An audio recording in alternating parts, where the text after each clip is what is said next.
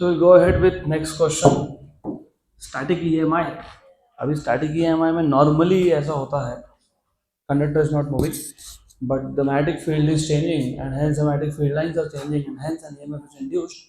तो पहला question, the inductance of a solenoid 0.5 meter long of cross sectional area 20 centimeter square with 500 turns is. बस simple सा question है, आपके पास एक लॉन्ग सोलेनॉइड है, उसका आपको इंडक्टेंस पूछा है. I start with this basic question. Do you remember what was the formula for inductance per unit length? Mu zero N square A. N square था ना? पक्का पक्का, श्योर श्योर. यहाँ गलती तो फिर गए. What is this N? Number of turns per unit length. तो अगर आपको if you want inductance, so it is mu 0 n square a into n, where small n is number of turns per unit length. Good. So therefore L equals to mu 0 n square. So n square by L square a into L. एक L cancel हो जाएगा, तो you have mu 0 n square by L into a. Mu zero की value होती है 4 pi into 10 raise to -7. Number of turns कितने दिए हुए हैं आपको? 500, which is 5 into 10 raise to 2 उसका स्क्वायर, तो 25 into 10 raise to 4. Number of turns will 500 का स्क्वायर है 25,000, तो 25 into 10 raise to 4. How much is area is given to you? 20 centimetre square. Centimetre square को मीटर स्क्वायर में convert करोगे तो कितना आएगा? 10 raise to -4 divide by length. How much is the length? 0.5.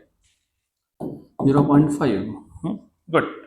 10 raise to +4 -4 cancel हो गया. Of course ये 0.5 मतलब 1/2. 2 गया ऊपर, कितना हो गया? 40.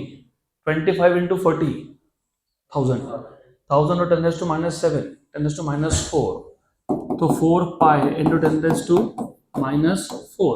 पहले ऑप्शंस देख लो, आ गया आंसर. क्योंकि 4 पाई की वैल्यू अगर आपको याद होगी तो 4 पाई की वैल्यू होती है 12.56. तो 12.56 इंटू 10 रेज़ टू -4 मतलब 10 रेज़ टू -4 का माइनस में इसको दे दो, मतलब 1.256 इंटू 10 रेज़ टू -3 हेनरी, मतलब 1.25 मिली हेनरी. तो 1.25 millihenry option number B. Check कर लो एक बार. Correct. Next question. The question. The equivalent inductance of two inductances is 2.4 Henry when connected in parallel and 10 Henry when connected in series. The difference between the two inductances is. अब ऐसा हो सकता है, मैंने आपको ऑलरेडी बताया है वैसे थ्योरी पार्ट में, what is the equivalent inductance if two inductors are in series and what is the equivalent when they are in parallel. But let us say कि you do not remember. होता है, okay, कोई problem नहीं है. इतना तो पता है कि सीरीज और पैरेलल में लगाओगे तो दोनों में से एक फॉर्मूला L1 + L2 बनेगा, दूसरा 1/L equivalent is 1/L1 + 1/L2. Question तुमको क्लियरली बता रहा है कि जब सीरीज में लगाया तो 10 हेनरी है, मतलब सीरीज में ज़्यादा है और पैरेलल में कम है. एकदम क्लियर है बहुत. When connected in parallel 2.4 and when in series 10. बराबर. तो this is a hint for you कि जब तुम सीरीज में लगाओगे तो एडिशन होगा डायरेक्ट, मतलब L1 + L2, क्योंकि 2 थे तो ये 10 हेनरी है. और पैरेलल में जब लगाओगे, पैरेलल में इट इज 1/L1 + 1/L2. इसको क्रॉस मल्टीप्लाई कर लेते हैं तो you have L2 + L1/L1 into L2. इसका मतलब LP is L1 L2 upon L1 + L2 और ये तुमको 2.4 हेनरी दिया हुआ है. Equation 1 and this is equation 2. But what is L1 + L2? 10. तो what is L1 into L2? 10 into 2.4 मतलब कितना? 24. अब इसके आगे तुमको सॉल्व करना नहीं चाहिए. Do not solve this. Solve करोगे टाइम वेस्ट होगा. तुमको पूछा है what is the difference between the two inductances. ऐसे कौन से दो नंबर है जिसका मल्टीप्लिकेशन 24 होगा और एडिशन जो है वो 10 होगा? 6 and 4. तो 6 and 4, तो you have one of them as 6 and the other is 4. तो डिफरेंस कितना हो गया? 2. तो डायरेक्टली लिख सकते हो L1 = 6 and L2 equals to 4. So difference is basically 2. So delta L is L1 minus L2, that is 2. So 2 Henry. Done. चलो अगला question. Next question.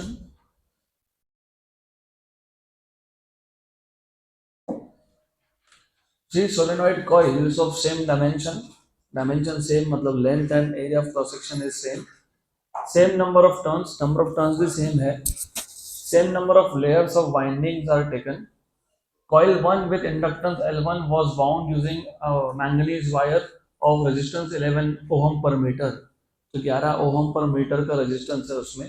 Coil 2 of inductance L2 was wound using the similar wire. मतलब पहला wire अगर manganese है तो दूसरा manganese है. But the direction of the winding was reversed.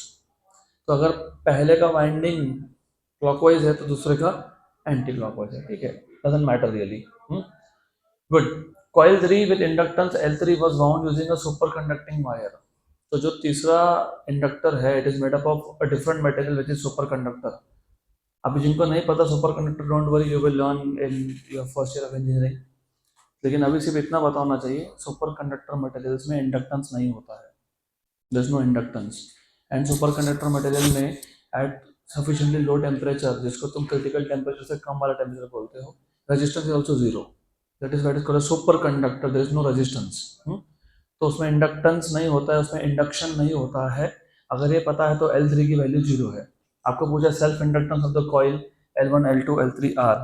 What we know is L3 is 0. There's only one option with L3 0. तो L1 equal to L2 and L3 equals to 0. और L1 L2 तो वैसे भी same आना चाहिए था क्योंकि inductance का फॉर्मूला हमने अब भी देखा. यहाँ पे इंडक्टेंस नंबर ऑफ टर्न्स पे डिपेंड करता है, एरिया पे डिपेंड करता है, लेंथ पे डिपेंड करता है. और L1 और L2 पहला दूसरा कॉइल दोनों में नंबर ऑफ टर्न्स सेम थे, क्लियरली बोला है. और लेंथ भी सेम है और डायमेंशन सेम है तो एरिया भी सेम है. तो L1 and L2 are same, equal, but L3 is 0. Nothing to solve here. अगला question. The inductance of a closed packed coil of 400 turns is 8 millihenry. A current of 5 milliampere is passed through it. The magnetic flux through each turn of the coil is. Very simple question है. The inductance मतलब L कितना है, 8 milli henry है, मतलब 8 into 10⁻³ Henry है. Of a closed packed coil of 400 turns, so total number of turns is 400. आगे बोला है current of 5 milliampere. How much current? 5 milli ampere.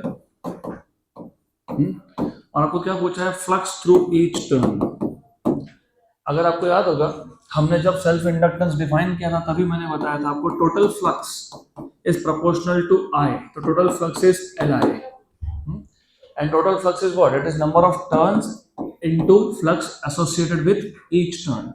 एक टर्न के साथ अगर फ्लक्स इज 5 और मेरे पास अगर n टर्न्स है तो what is total flux? n5. तो n5 इक्वल्स टू Li. तुमको 5 पूछा है तो Li by n, where I is current of course. मैंने वहां पे कैपिटल I लिखा था, just write down capital I here also. What is inductance? 8 milli 10⁻³ How much is current? 5 milli 10⁻³ हम नंबर ऑफ टर्न्स हम 400 10⁻². ओके गुड, हो गया, मिल गया आंसर. सिंपल. 1 जा 2 जा 2 5 जा 10.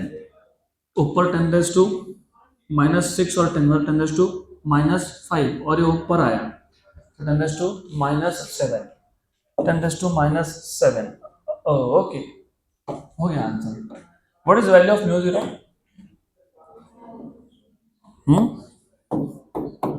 How much?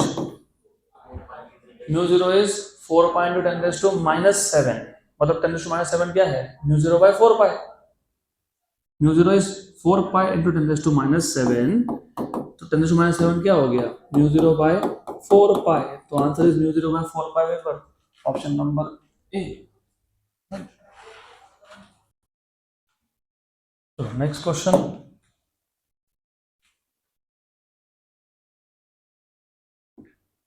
A circular coil of radius 5 cm has 500 turns of a wire the approximate value of coefficient of self induction of the coil will be.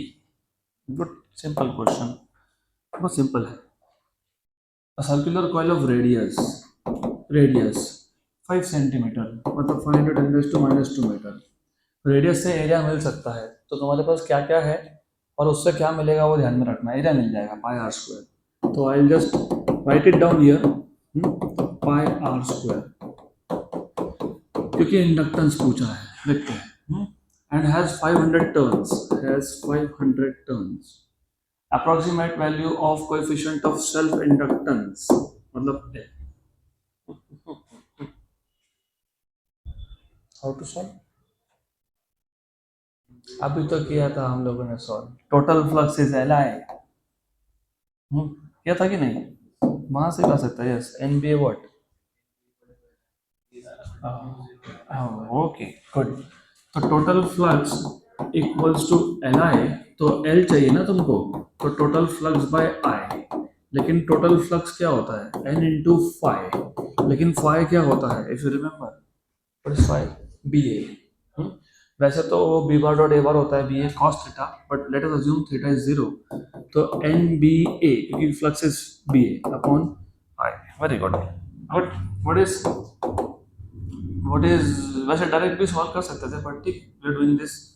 What is magnetic field, mu zero, अरे magnetic field, magnetic field का formula बताओ मेरे को। I will not go ahead if you don't tell me the formula of magnetic field. Mu zero N I, नहीं होता है, नहीं होता है म्यू जीरो एन आई, वो सोलेनॉइड के लिए होता है। इधर कॉइल बोला है, coil, mu zero by two I by R, chapter number 10th। Mu zero by two I by R radius, मतलब मुझे बेसिकली एरिया की भी जरूरत नहीं पड़ने वाली है।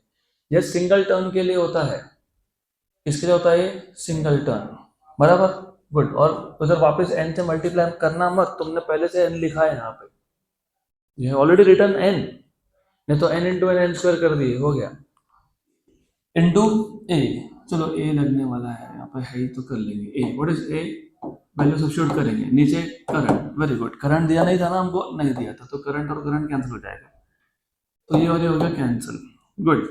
तो एल इक्वल्स टू, सब्स्टिट्यूशन भी कर देंगे। What is number of turns, 500, 500 या 500 ना, ओके।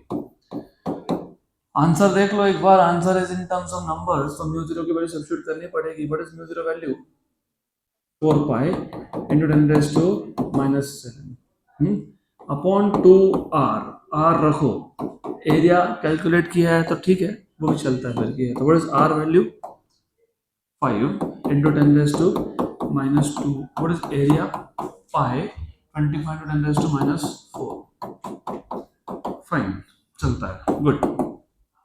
कैलकुलेशंस 10 रेज़, ये देखो ये 10 है, 10 रेज़ टू -2 है, कितना हो गया, 10 रेज़ टू -1, 10 रेज़ टू -1, -4, -7, -11 और नीचे का एक -1, मतलब 10 रेज़ टू -10, और एक 500 के 2, 10 रेज़ टू -8, तो 10 रेज़ टू -8, ये रखो इसको ऐसे। अब बाकी क्या क्या बचा देखते हैं, देखते 25 इंटू 4, 25 इंटू 4 100, तो और दो कम हो गया, -6, गुड, बराबर, ये हो गया 5, और ये pi square,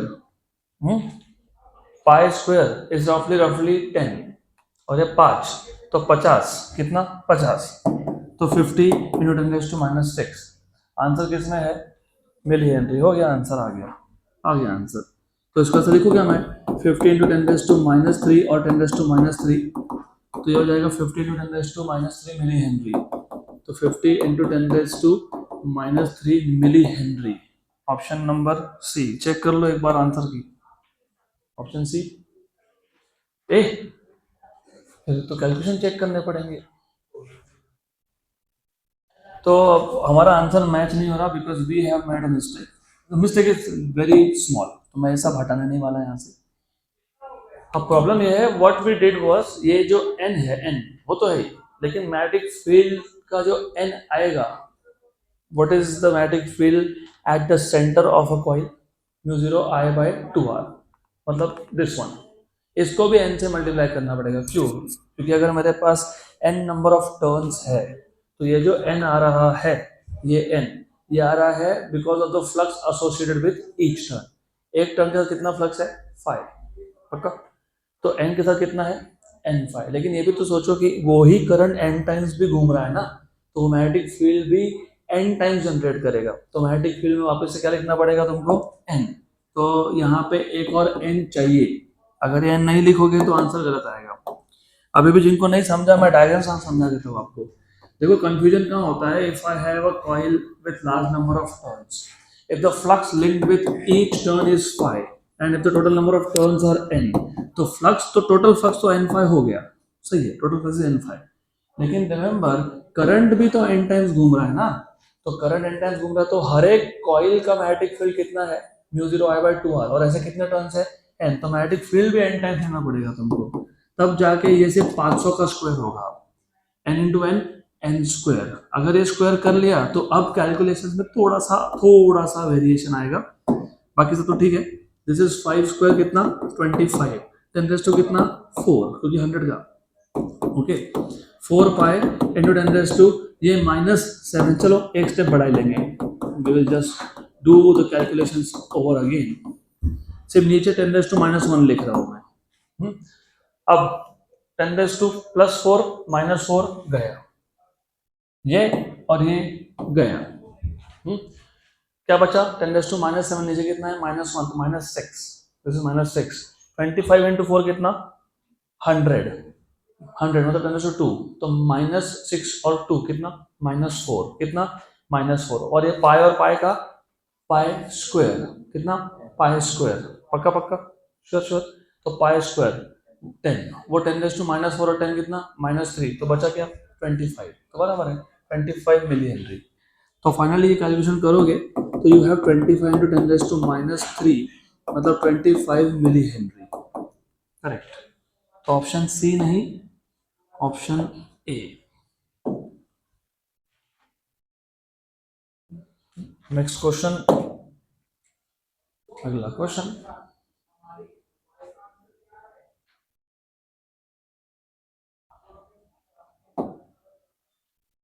two identical induction coils each of inductance L joined in series, series में इक्विवेलेंट कितना होता है L1 plus L2, very close to each other such that the winding direction of one is exactly opposite to that of the other. What is the net inductance? 0. क्यों? क्योंकि you have to remember equivalent is L1 plus L2, और मैंने अभी बताया, अभी हमने देखा just now flux is what, flux is what Li, तो what is L, flux by I। अगर एक का करंट क्लॉकवाइज है और उसका फ्लक्स अगर मैं 5/I ले रहा हूँ, तो दूसरे का उल्टा होगा, तो -5/I होगा, तो एडिशन कितना आएगा 0। So therefore L equals to 5/I - 5/I, you have 0, option B. और अगर वाइंडिंग सेम डायरेक्शन में होता तो फिर 2L।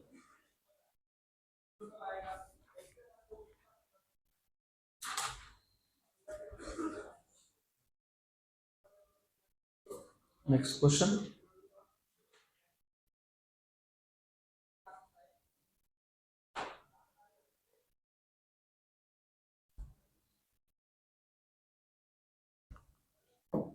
अभी ये question I will give it to you as an assignment, तो क्वेश्चन नंबर 7 सॉल्व करो, कोई कुछ नहीं है, सिंपल थिंग।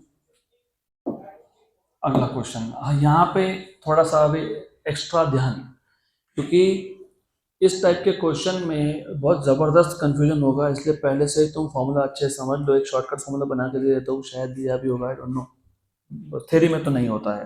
तो मैं तुमको पहले क्वेश्चन समझाता हूँ, उसको वैसा ही याद रखना जैसा मैं तुमको यहाँ फॉर्मूला बना के देने वाला हूँ। और शॉर्ट सोलेनॉइड ऑफ रेडियस ए, तो एक छोटा सोलेनॉइड है जिसका रेडियस ए है, तो जिसका रेडियस कम है ना वो दूसरे सोलेनॉइड के अंदर ही रखा जाता है।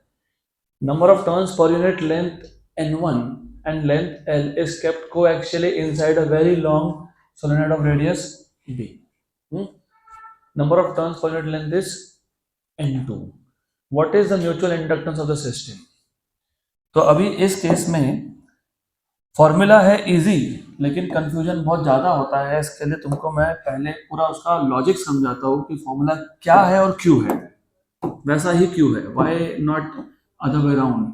तो मेरे पास ये एक लॉन्ग सोलेनोइड है, इसका रेडियस बी है, बी। तो इसका रेडियस है बी, बी।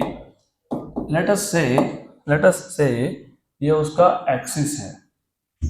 इसके एक्सिस के अलोंग हमने और एक छोटा सोलेनोइड रख दिया जिसका रेडियस ए बोला है, तो समथिंग लाइक दैट। ओके, ऐसा है। अब इसका रेडियस ए है, the radius of this is a. You have winding on this also. इसमें जो वाइंडिंग्स है उसमें number of turns per unit length कितना है, n1। You have windings on this also, और इसमें जो number of turns per unit length है वो कितना है, n2। फिलहाल तुमको लेंथ सिर्फ अंदर वाले सोलेनोइड का बताया है, l, लेंथ l। गुड। और जानबूझ के लेंथ को कैपिटल एल लिखते हैं क्योंकि तुम कंफ्यूज हो जाओ, कैपिटल लेंथ है कि सेल्फ इंडक्टेंस है। लेंथ बोला तो length. What is the mutual inductance of the system. अब ये जो म्यूचुअल इंडक्टेंस का फॉर्मूला है ना, उसको ऐसा याद रखना, mutual inductance mu zero n1 n2, mu zero n1 n2, length of the solenoid which is inside, which is inside, inside क्योंकि छोटा सोलेनोइड अंदर रखोगे, अंदर रखोगे छोटा सोलेनोइड, तो जो जितना भी शॉर्टर लेंथ है वो लेना पड़ता है। What is shorter length, yes. उल्टा अगर हुआ, ये लंबा है और बाहर वाला छोटा है तो शॉर्टर लेंथ में आना, into area of smaller solenoid, area of smaller solenoid. ये अगर नहीं याद रहा कि एरिया हम स्मॉलर सोलेनोइड का लेते हैं तो फिर वापस कंफ्यूजन। अब ये फॉर्मूला कहाँ से आया, चलो ये भी कहाँ से आया बता देता हूँ। मतलब ये कहाँ से आ गया, हमने तो डिराइव नहीं किया, हमने किया डिराइव, हमने डिराइव किया है। ये कैसे किया बताता हूँ। डू यू रिमेम्बर दिस, ये तो किया था ना, हाँ कि ना, हाँ। तो can I write down the same formula like this. सिर्फ इसको एल को शिफ्ट किया और एन स्क्वायर को क्या लिख दिया, एन इंटू एन। करेक्ट। ये म्यूचुअल इंडक्टेंस, ये सेल्फ इंडक्टेंस का था, हम किसकी बात कर रहे हैं, म्यूचुअल की। तो एल लिखेंगे कि एम लिखेंगे, एम। म्यूचुअल में एक कॉलेज की दो होती है, दो, तो दोनों का। और लेंथ, जो भी लेंथ का नोटेशन तुमको दिया होगा वो ये तो फॉर्मूला है। पक्का, correct, good.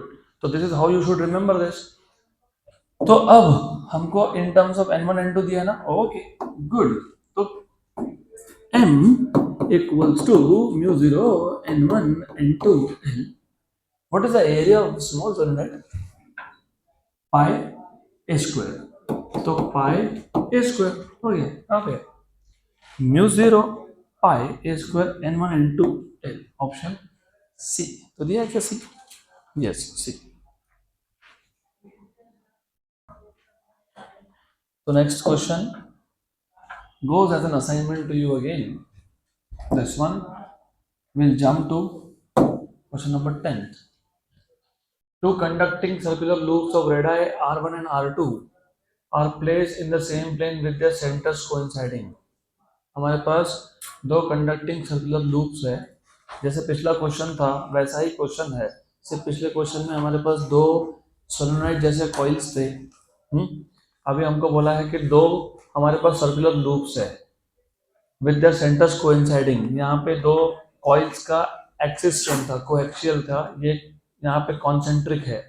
If R1 is greater than R2, R1 greater than R2, R1 greater than R2, मतलब R1 बाहर है, R2 अंदर है। The mutual inductance between them will be directly proportional to। अभी जो हमने फॉर्मूला डिराइव किया वही यूज कर लेना, सेम है, it's the same formula. So what you have is this, you have two circular loops,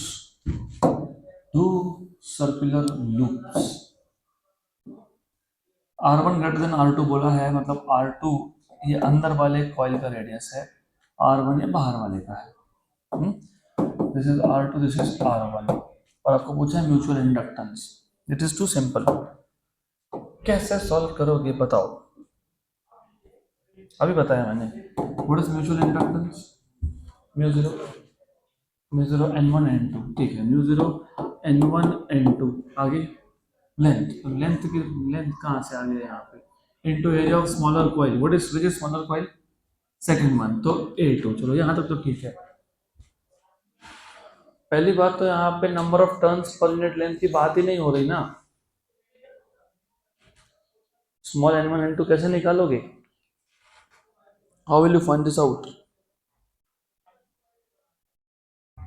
वहां तो नंबर ऑफ टर्न्स थे, यहाँ पे कौन से टर्न्स है? ये तो एक एक ही टर्न है. टू कंडक्टिंग सर्कुलर लूप्स ऐसा बोला है. तो कभी भी याद रखना, ये जो क्वेश्चन है सॉल्व करने के लिए first of all you have to always remember, जब तुम म्यूचुअल इंडक्टेंस की बात कर रहे हो तो ईएमएफ इंड्यूस किस में हो रहा है? अंदर वाले में. ये सेम लॉजिक हमने अभी थोड़ा टाइम पहले सोलेनॉइड के केस में लगाया था. जब मैंने बोला area of smaller coil low, area उसका लेते हो जिसमें ईएमएफ इंड्यूस हो रहा है. तो यहाँ पे इंड्यूस ईएमएफ किस में है? स्मॉलर वाले में, मतलब अंदर वाले में. अब हमको चाहिए म्यूचुअल इंडक्टेंस का फॉर्मूला. डायरेक्टली फॉर्मूला बता सकता था मैं, लेकिन you have to apply logic and find out certain formulas which are not there in theory, क्योंकि थ्योरी में हर चीज नहीं आ सकती है. You have to apply and find out formula for yourself. तो हमने ये तो देखा था, ऑफ कोर्स ये याद होगा तो, अगर आपको flux linked with coil number 2, अंदर का coil, is proportional to current in the first, ये तो याद होगा. Flux associated with secondary is proportional to current in the primary. मैं बाहर वाले को प्राइमरी मान रहा हूँ, अंदर वाले को सेकेंडरी मान रहा हूँ.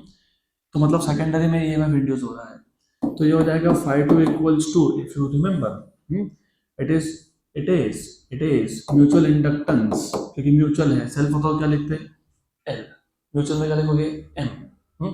और क्योंकि मैं ऑफ कोर्स हम लोगों को टोटल फ्लक्स देखना है तो N2 लिखेंगे.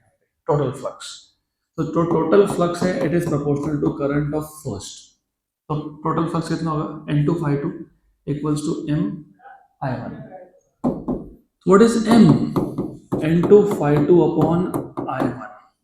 What is phi2? What is phi2? What is phi2? What is phi2? What is phi2? मैं इसको दूसरे मेथड से भी सॉल्व कर सकता हूँ. दूसरा मेथड से भी सॉल्व हो सकता है ये, तो दूसरा मेथड भी देख सकते हैं. लेकिन पहले ये तो बताओ, what is phi2? B into A. लेकिन B किसका? B पहले का, क्योंकि मैग्नेटिक फील्ड तो पहला जनरेट कर रहा है ना. जो पहले का मैग्नेटिक फील्ड है, जो बाहर वाले कॉइल का मैग्नेटिक फील्ड है, वो अंदर वाले के साथ एसोसिएट होता है. तो ये याद रखना, मैग्नेटिक फील्ड किसने जनरेट किया? प्राइमरी ने. वो मैग्नेटिक फील्ड लाइन किसके साथ लिंक्ड है? सेकेंडरी के साथ. तो यहाँ गलती की तो गए गए गए, आंसर ही नहीं आने वाला आपका. गुड. यहाँ तक क्लियर है क्या? हाँ. अब मुझे एक बात बताओ, tell me one thing, what is the magnetic field? What is the formula of magnetic field due to the outer coil?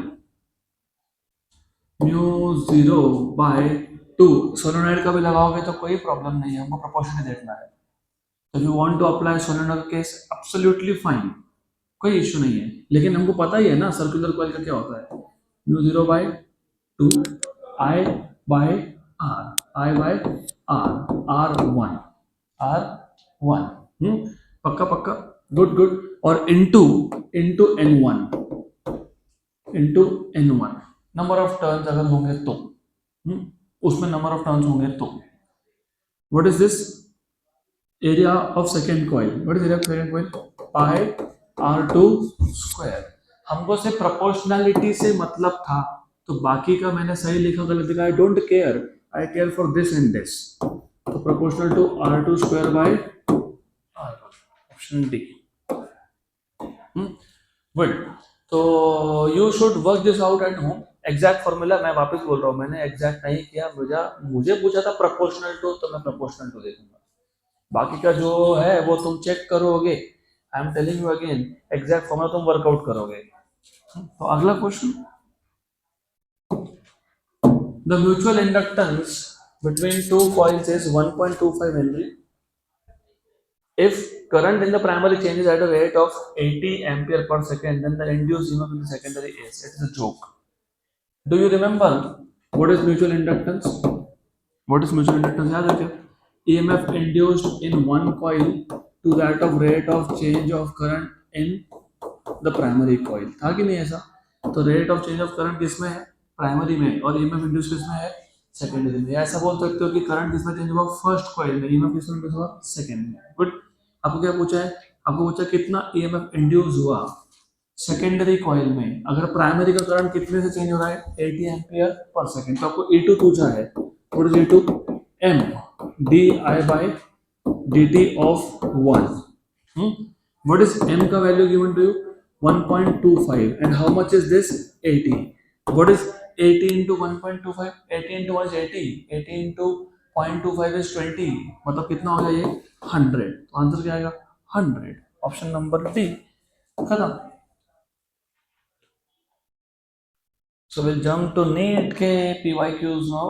So NEET के PYQs. NEET. पहला question. A coil of resistance 400 ohm. तो कितना resistance दिया है coil का? 400 ohm. Is placed in a magnetic field if the magnetic flux phi linked with the coil varies with time t as phi equal to 50 t square plus 4. The current in the coil at t equal to 2 second is. कैसे solve करोगे question को? तुमको flux दिया हुआ है as a function of time. As a function of time क्या पूछा है तुमको? करंट. करंट क्या होता है? E by R. याद है क्या? You remember current equals to E by R. Yes or no? Yes. Do you know what is E? What is E? d phi by dt. Of course मैं mod की बात कर रहा हूँ. So therefore from 1 and 2 I equals to 1 by R d phi by dt. Good. Good. तो पहले तो तुमको एक काम करना पड़ेगा, और उनको उन्होंने पूछा है at t equal to 2 seconds. तो first of all you will have to take derivative. किसका डेरिवेटिव? फ्लक्स का डेरिवेटिव. कितना है फ्लक्स का? इक्वेशन क्या है? 50 t स्क्वायर प्लस 4. तो what is d phi by dt? 100 t plus 0. What is rate of change of flux at t equal to 2 seconds? If I put t equal to 2 क्या हो गया? 100 into 2 मतलब कितना हो गया? 200. तो ये 200 आ गया. But therefore current I which was 1 by R d phi by dt ये कितना है?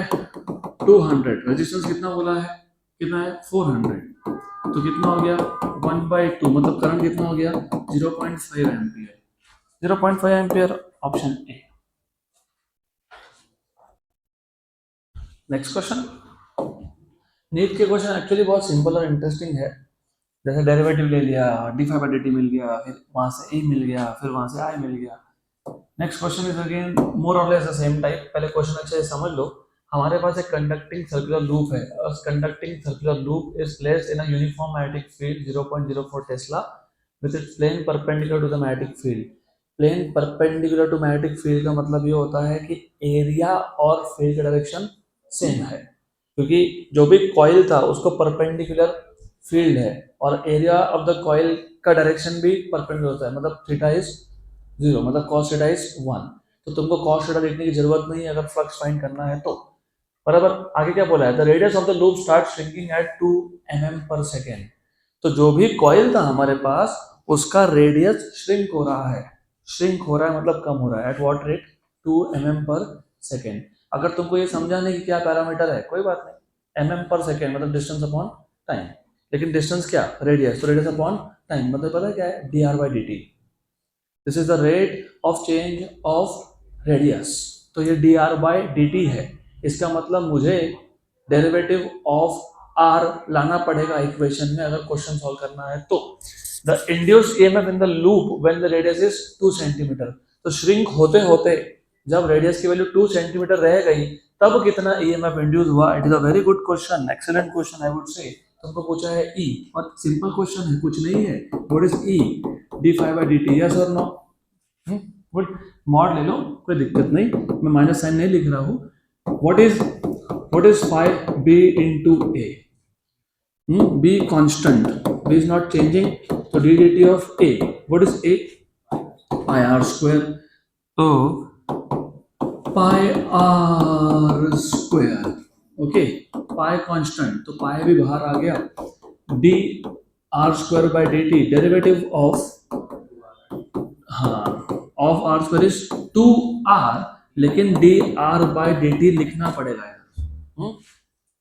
लिखते नहीं नॉर्मली, क्यों नहीं लिखते, उसका रीजन होता है, यहाँ ध्यान दो, थोड़ा मैथ समझ लो, जिनका मैथ्स नहीं तुमको दिक्कत होती है, तुमको सिर्फ ये याद रहता है कि ये एक्स रेज टू एन का डेरिवेटिव क्या होता है, ये ऐसा होता है, ये गलत है। मैंने तुमको पहले से बोला था, मैथ्स चैप्टर नंबर 2 ऑफ 11 ये सिखाते हैं तुमको, तभी मैंने बोला था कि इसको कभी भी इस फॉर्म में याद नहीं रखना, इसको F of X raise to N का फॉर्म में याद रखना। तो ये क्या होता है, N into F of X raise to N minus one into derivative of F of X. फिर एक गलत क्यों है, गलत नहीं है, इधर भी तुमने एफ ऑफ एक्स मतलब कौन एक्स, उसका डेरिवेटिव लिया, लेकिन विद रिस्पेक्ट टू एक्स का तो कितना हो गया, 1।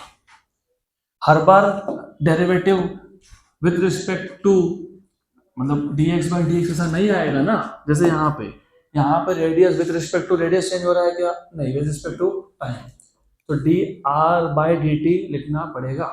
What is the value of field, 0.04, 4 into 10 raised to minus 2 into pi।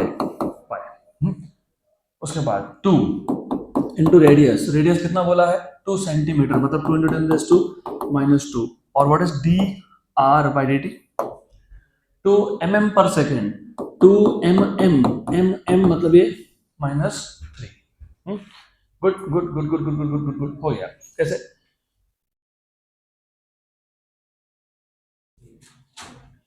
Micro आ जाएगा, -2 -2 -4 -3 -7, दिमाग में रखो, -7, 2 2 2 2 2 2 2 2 3 बार 2 रेज टू 3, और ये 4 है, वैसे डायरेक्ट भी कर लो, 8 into 4 32, कितना 32, और ये पाई साथ में रखना, उसके रखा गया पाई है ना साथ में, तो पाई है, तो ये कितना है, ये है 32 पाई इंटू 10 रेज टू -7। मैं काम करता हूँ ना, ये -7 का -7 इसको देता हूँ, तो कितना हो गया 3.2, तो 3.2 पाई ये माइक्रो बन गया, तो micro volt, 3.2 pi micro volt, option A. Next question, अगला क्वेश्चन, वैसे व्हाट ही वाज सजेस्टिंग, वो भी अप्रोच सही है, अगर तुम कंफ्यूज नहीं हो तो। वो अप्रोच क्या है, हमने ना already EMF equal to BLV ये देख के रखा था, पक्का, B तो B है क्योंकि वो चेंज नहीं हो रहा, यहाँ पे V मतलब the rate at with the radius is shrinking, dr by dt, and what is the length, length is circle here, क्योंकि यहाँ पे सर्कुलर लूप था, तो 2 pi r, you have that formula आगे। तो ऐसा सोचोगे तो भी चलता है, कोई प्रॉब्लम नहीं है, but only if it does not confuse you, तो सेम ही है वो। Next question, very good. अब ये क्वेश्चन दो अलग अलग तरीके से सॉल्व हो सकता है, मैं तुमको जो सिंपलेस्ट फॉर्म है वो बता देता हूँ। In a coil of resistance 10 ohm, तो रेजिस्टेंस दिया आपको कॉइल का, the induced current developed by changing the magnetic flux through it is shown in figure as a function of time. तो जब हम लोग फ्लक्स चेंज करेंगे, EMF इंड्यूस होगा, तो करंट इंड्यूस होगा, कितना करंट इंड्यूस हुआ, कितने टाइम में हुआ, वो ग्राफ के फॉर्म में दिया है। It is a graph of current versus time, where current is induce current.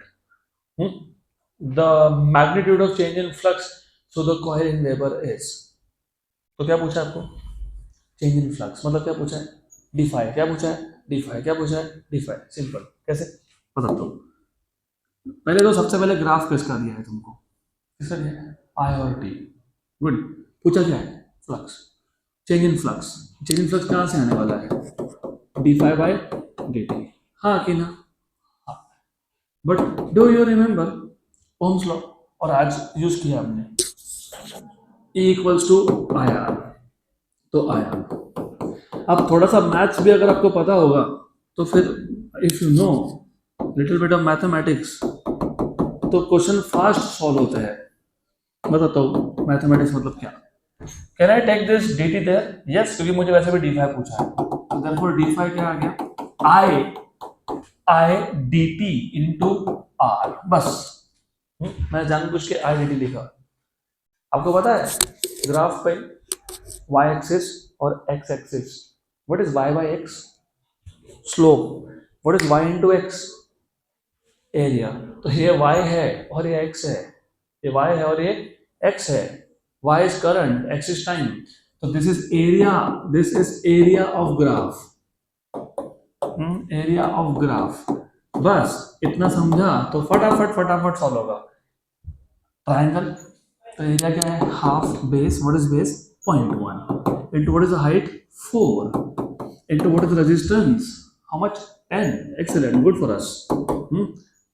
Q, good for us. 1s are and 2s are. 10 into 0.1 is 1 and it is 2. So the flux is changing, मतलब the rate of change of sorry, not rate, the change in flux is 2 Weber to.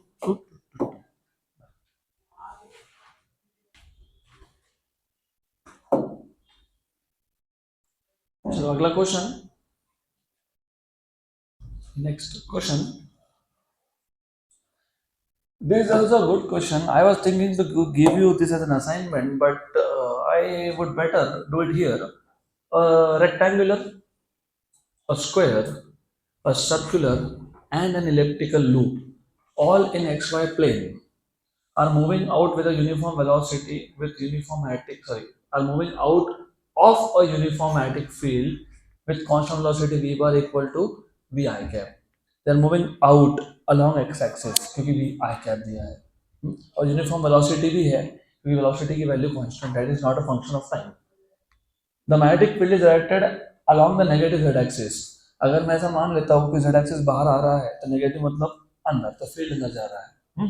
The induced EMF during the passage of this loop out of the field will not remain constant for। पहले तो question अच्छे से समझ लो, question अच्छे से समझ लो। हमारे पास एक मैग्नेटिक फील्ड है, यूनिफॉर्म मैग्नेटिक फील्ड है, which is going inside the plane of board, let us say, ऐसा है। Good, negative z axis, okay. Then हमारे पास 4 लूप है, 4 लूप्स।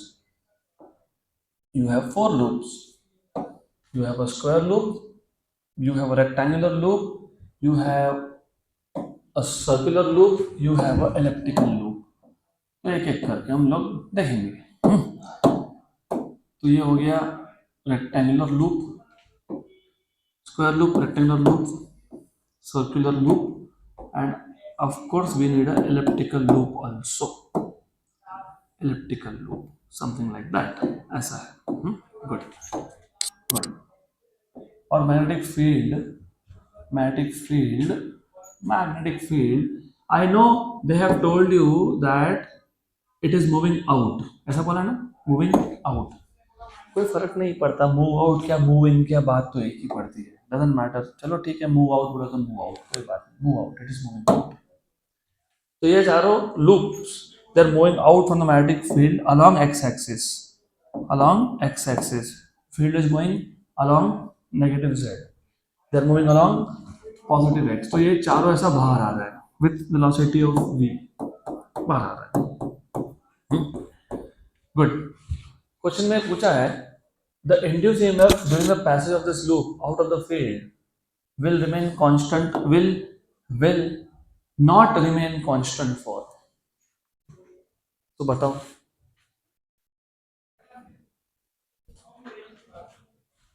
आंसर बताओ। हाँ, why?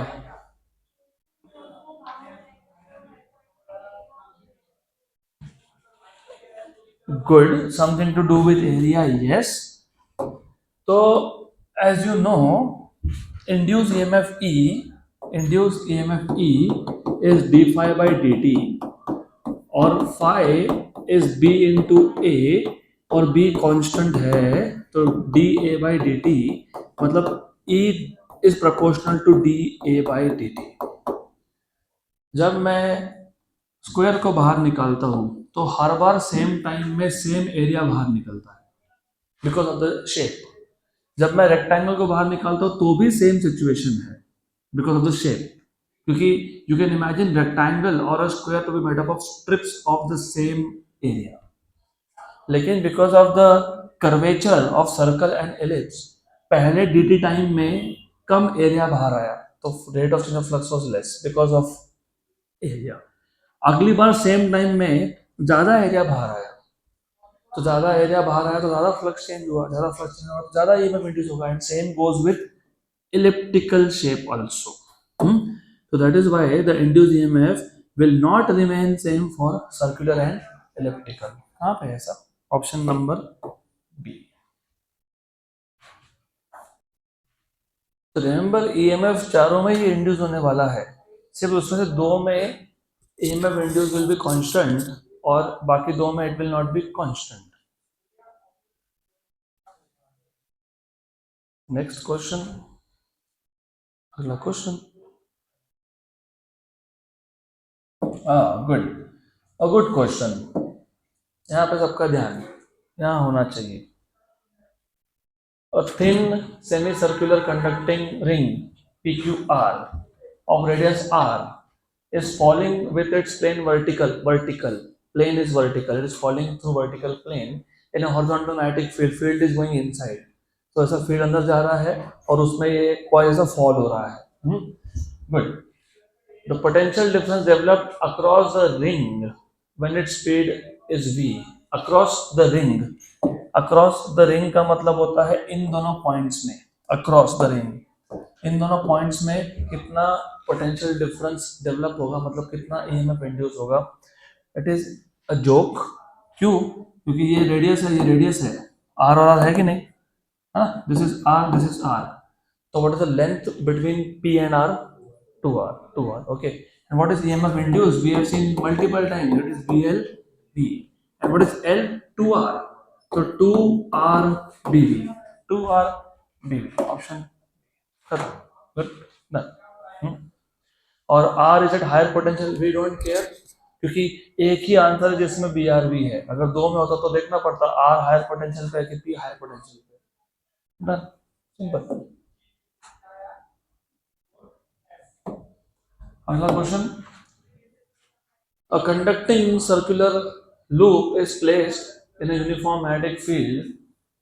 फील्ड की वैल्यू दी है 0.025 टेस्ला, मतलब 29 × 10⁻³ Tesla, with its plane perpendicular to the loop. Plane is perpendicular to the loop.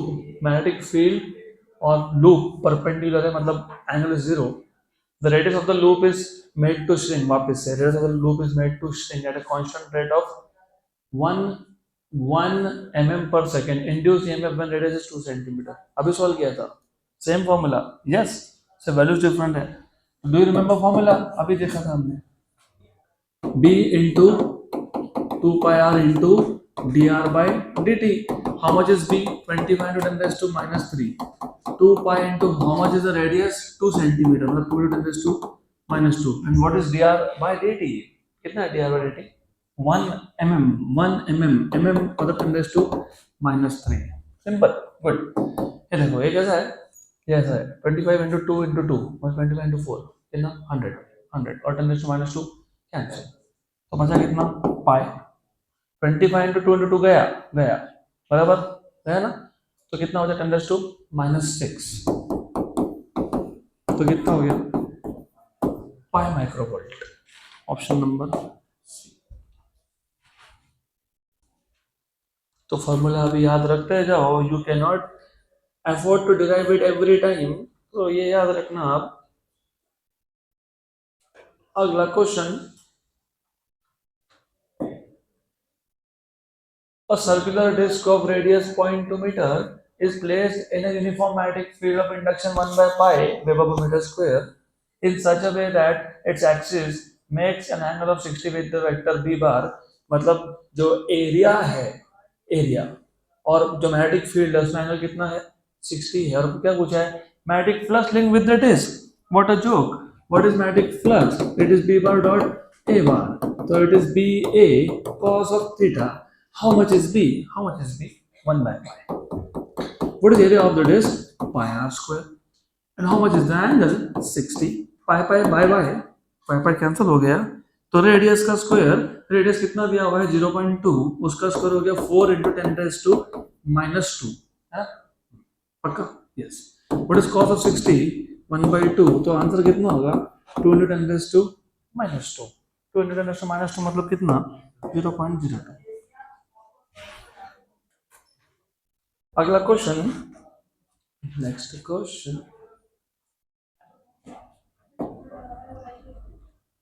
the magnetic flux through a circuit of resistance R changes by an amount delta phi in time delta t. The total independent of quantity of electric charge, ये भी गलत है, printing mistake. The total independent quantity of electric charge Q which passes through this time through any point of the circuit is given by. बहुत simple question है, अगर question समझा होगा तो, जिनको नहीं समझा जरा यहाँ ध्यान दो, बहुत सिंपल क्वेश्चन है। Magnetic flux through circuit of resistance R, एक सर्किट है, एक कॉइल है मान लो, जिसका रेजिस्टेंस कितना है आर, उसका फ्लक्स कितने अमाउंट में चेंज हुआ डेल्टा फाई, कितने टाइम में चेंज हुआ डेल्टा टी। तो जब फ्लक्स चेंज होता है तो क्या इंड्यूस होता है ईएमएफ, जब ईएमएफ इंड्यूस होता है तो क्या इंड्यूस होता है करंट, जब करंट इंड्यूस होता है तो क्या फ्लो होता है चार्ज। बस उतने डेल्टा टी टाइम में कितना चार्ज फ्लो हुआ है सब पूछ लिया। It is such a joke, why? because you know E equal to delta phi by delta t. Do you know this? Yes. So you also know this that E is ion. बराबर? Sure sure. So delta phi by delta t. बराबर? तो I equals to 1 by R delta phi by delta t. So you also know what is I? Q by t. तो Q by delta t, क्योंकि हम लोग delta T time में देख रहे हैं तो 1 by R delta phi by delta T हो गया कैंसिल। तो what is the amount of charge flowing? It is delta phi by R. तो डेल्टा फाई बाय आर कहाँ पे है?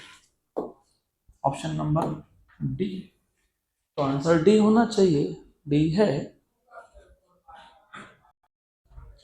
चलो अगला क्वेश्चन, सबका ध्यान यहाँ पे।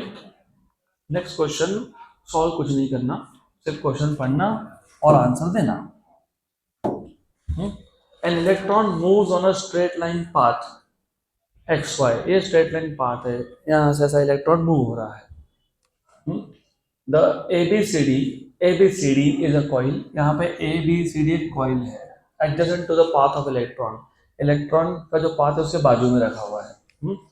What will be the direction of the current if any induce in the coil? अगर इसमें करंट इंड्यूस होता है तो उसका डायरेक्शन क्या होगा, बस इतना पूछा है आपको, राइट? अब थोड़ा सा ऑप्शंस क्या है उसको छोड़ दो, देखते हैं बाद में, लॉजिकली सोचो। मेरे पास एक कॉइल है, एक पाथ है, अब तक इलेक्ट्रॉन आया नहीं, ना कोई एक्सटर्नल मैग्नेटिक फील्ड दिखाया ना कोई करंट दिखाया, तो एक्सटर्नल फील्ड भी नहीं है, तो एबीसीडी में इंड्यूस करंट कितना है 0, पक्का। अब इलेक्ट्रॉन आ रहा है, do you remember moving charges produce magnetic field, क्योंकि moving current produce magnetic field. अगर moving current magnetic field produce करता है तो करंट में चार्ज ही तो मूव होता है ना, तो moving charges produce magnetic field. Now the electron is approaching, when the electron approaches it produces magnetic field in some direction, I don't care for the direction also, some direction। लेकिन जैसे ही वो coil के पास में आया तो जो electron ने मतलब चार्ज ने जो फील्ड प्रोड्यूस किया वो कॉइल के साथ लिंक होना स्टार्ट होगा कि नहीं होगा? होगा, क्योंकि एडजेसेंट है। तो फ्लक्स चेंज होगा कि नहीं होगा? होगा। तो करंट इंड्यूस होगा कि नहीं होगा? होगा। लेट अस से क्लॉकवाइज करंट इंड्यूस हो गया, तो फ्लक्स इंक्रीज हो रहा था, तो करंट क्या आ गया? क्लॉकवाइज। अब इलेक्ट्रॉन इसको पास करके क्रॉस करके जा रहा है, पहले आ रहा था तो फ्लक्स क्या हो रहा था? इंक्रीज। करंट क्या आया? क्लॉकवाइज। मैंने क्लॉकवाइज ऐसा एज्यूम कर लिया। अब वो क्रॉस करके जा रहा है तो फ्लक्स इंक्रीज हो रहा है कि डिक्रीज हो रहा है? डिक्रीज हो रहा है। क्या हो रहा है? डिक्रीज। तो जब फ्लक्स इंक्रीजिंग था, अगर इंड्यूस करंट क्लॉकवाइज था, तो जब फ्लक्स डिक्रीजिंग होता है तो करंट एंटी क्लॉकवाइज होता है। अब ऑप्शन पढ़ो, आंसर बताओ। The current will reverse its direction as the electron go past the coil। पक्का पक्का, good, done। So that's it for today।